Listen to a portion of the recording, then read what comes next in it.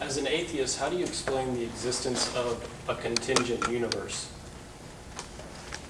You have to establish that it is contingent. We don't know that. I mean, we don't know if it began, in a cosmic singularity. We don't actually know what happened. No, I'm not talking about the beginning of the universe. Just even if the universe existed for eternity, it still is contingent. How do you explain that as an atheist? So you guys want to focus on the arguments for the existence of God? Well, yeah. Because you're philosophy students, right? Awesome. I hate that argument, by the way. Because it works. Because it works?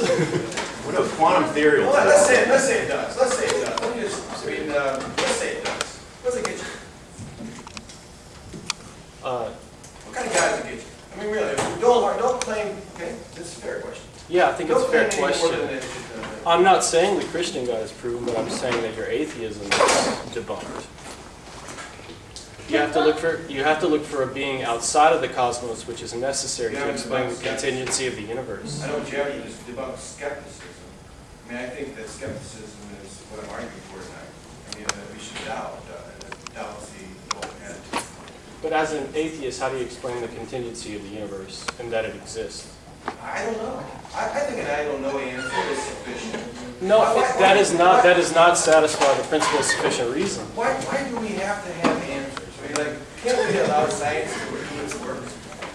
I mean, Let science do its what work. if you'd ask me back in time, how can you explain the cycles of the planets as it goes around the Earth? Sure. Right? They go around. Well, God doesn't see, because you know what I'm talking about, right? Yeah, sure. You see Mars go and then comes back and then goes, But on your premise, we would never. That without God, and I would say, I don't know. No. Why is that? If you would have said, I don't know, we would have never discovered how it works. Exactly. What? You want to be agnostic and not look any further. No. If you. I believe in science, and I don't think we should remain agnostic. I think we should seek the truth wherever it leads, even if it leads us away from what we don't I desire. misunderstand. I'm saying we don't know, just like they didn't know, but they didn't let the I don't know turn into faith. They let the I I'm not don't know talking turn about into faith. I'm talking about scientific reason here. Talking about reason. And you're not giving us sufficient reason for how the universe can exist, even though it's contingent. I wasn't really going to argue. I think people want to argue with you. That's fine, just turn it into a brawl, fight. I'm also really happy with the discussion, but let's bring evidence let's believe for a second that we not explain at all. Then wouldn't it be an argument for makers to say, to come to some other conclusion, if we start with, we actually don't know? Wouldn't it just be an argument if we go to the bottom? Yeah, to come to a conclusion when we don't know, it's an argument. I mean, that's why I try to explain when it comes to planets. If you say, just simply because you say I don't know, and you insert God, it's an argument for makers, which we solve because we decided to continue to investigate. And also, maybe a better example would be like if you lived in ancient Greece and you saw lightning outside, you were accepted with living with someone who believed in Zeus, said, Zeus throws lightning bolts. Look at those lightning bolts he's throwing. What other explanation is there? Same argument. Same argument. Sure. Being agnostic, Well, I learned to trust the sciences. I mean, and agnostic, all this skeptical metaphysical naturalism, as well as I'm skeptical of supernatural beings and forces. Like included, wait, if there are no supernatural beings and forces, then the universe must be there. The universe must be all that exists. What like that? Ever been a good book that has a qualitative reason? I don't know. I'm not a historian about that. I mean, If you ever read this first, second edition of David Reason, I've really heard no Christian argument against it yet. And it was written 200+ years ago. I think what his book did is it changed Christianity. I think books like his forced Christians to reinvent it. I think it's reinvented the memory era, and I think that there's a lot of Christians who have not read that book, but those who have largely become more and more liberal. You know, I think it's a good book.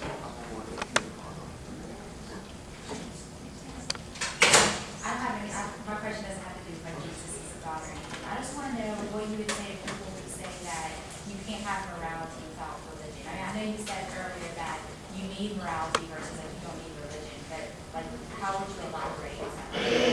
If you were talking to somebody who said, well, if we don't have God, then there's no right or wrong. So people could just, you know, we're just be free to act however they want, which people do anyway. Well, you know, I mean, I think that I'm a realist about morality. I think that there are reasons to be moral, and I think they reside in the well-being of human beings. I mean, beginning with me, I mean, I like myself.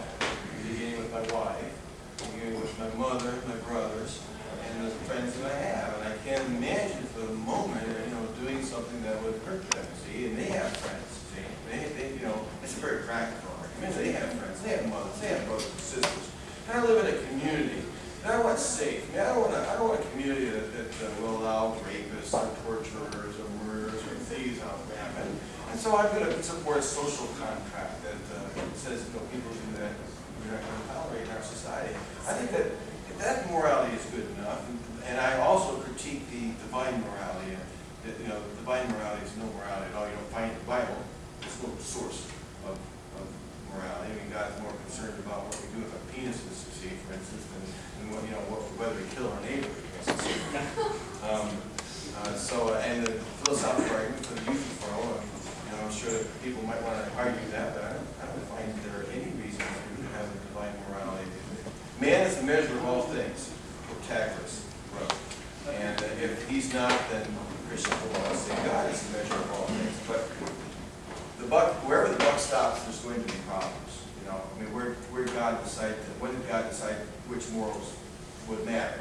And does he have to abide by that morality, or did he create it? If he has to abide by it, then there's something more important than God, something that tells him how he should behave. But if he created it, he could, so the argument goes, he could create a world where torture and rape and stealing and killing are okay, and lying and what have you, because God can create morality. Well, that doesn't sound like the kind of moral God that I want to like to, you know, abide. So this world then, with this type of morality, becomes a utilitarian world from a God that could create any kind of morality, and all we know is this morality, and how do we know this morality is better than another kind of morality? So we have to figure it out ourselves. Man is the measure of all things, and it has problems, but so does the view that God is the measure of all things. So you think morality is a social construct? Yeah. And it'll be interesting to see in the future if we do derive a global community, what type of morals this global community will have. I mean, there will have to be a more shared morality as we interact with one another, Facebook each other, and, you know, do business with each other. You had a question over here, someone? I was hoping I could briefly respond to. Go ahead. He's not there anymore, Yeah, but for everybody else's benefit, the notion that the fact that existence or the universe even exists at all just somehow proves that there's an intelligent and purposeful creator outside of it. Well, the first thing, when you're positing the very first thing in existence, it would have to, like God himself can have no purpose for existing, obviously. So the uncaused cause, the first thing in existence, would have to have no purpose for its existence at all, and its traits would have to be quite a bit random. It seems ludicrous to me to suppose that the very first thing in existence that exists for no purpose, for no reason, is an incredibly complex being with intelligence and goals and a mind not too much unlike our own, especially when you're talking about one religious God. This being is randomly exists. We have a lot of reasons to understand why our minds are the way that they are. They're coherent from an evolutionary process. But the fact that it would get that way randomly, I mean, it's funny. It's almost like the same. That's Dawkins' argument, I think, isn't it?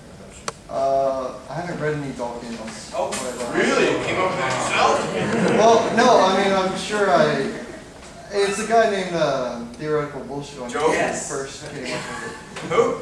Theoretical bullshit on YouTube is the first place I heard of You it. mean rhetorical bullshit? No, his username is theoretical bullshit, and he's awesome. But I like to say the word bullshit. but I don't think it especially matters who it came from. It's the fact that it needs to be Oh, that's said fine. when No, you have that's somebody fine. thinking he All just right. proved All right, God's thank you existence. so much. Yeah. Thank you. Sorry. I mean, okay, yeah, you know, fine. Thank you. On the gentleman's argument, Just pick on it. well, no, I'm just saying, he didn't stand by for his return reply. He's looking at it as I'm a geologist, so I'm looking at it as, he's looking at philosophy as a science. Well, geology has no proof that a God helped with that. So, I mean, if you're gonna throw it out, throw both sides, like you said. There's no evidence that he didn't do it, but there's no evidence that he did. So, I mean, from a geological point of view, contingency doesn't have anything to do with a creator of a God or anything like that. Just because gunpowder and a match and that it has a chemical reaction or there's a heat element in the reaction doesn't mean that some supernatural being came down and put a finger on it and made it light up, you know? I mean, Science doesn't there's no operate that science way. to that. I mean, the philosophy, I'm not a philosophy major, but I'm just saying from a geological point, our geological understanding of the earth is changing year to year. I mean, first we thought it was only a couple of million years old. Now we're in the billions. I mean, science is changing. Our knowledge is changing, you know? I try to communicate that briefly, you know. I mean, I don't know is the answer, but I said exactly, you know, what I meant is that the I don't know leap to faith is what happens with the belief. I think another point to make that is that you can entertain an idea without believing it. You can entertain multiple ideas without believing it. It seems what was being argued was that we don't know, so we should believe that it's God. Exactly. Rather than we don't know, so we could entertain the idea that it's God. But we could also entertain multiple other ideas that may be more probable, that we may have more evidence. That's how science operates, you know. Exactly. So, okay. And also, when it was tempting to posit from your we don't know argument, either he was misunderstanding or possibly even attempting to be stronghand, is that you saying we don't know means we will never know and we never want to know. Yeah, I find that, you know, like, didn't I say earlier, I said believers demand that we prove their faith is impossible before they will see it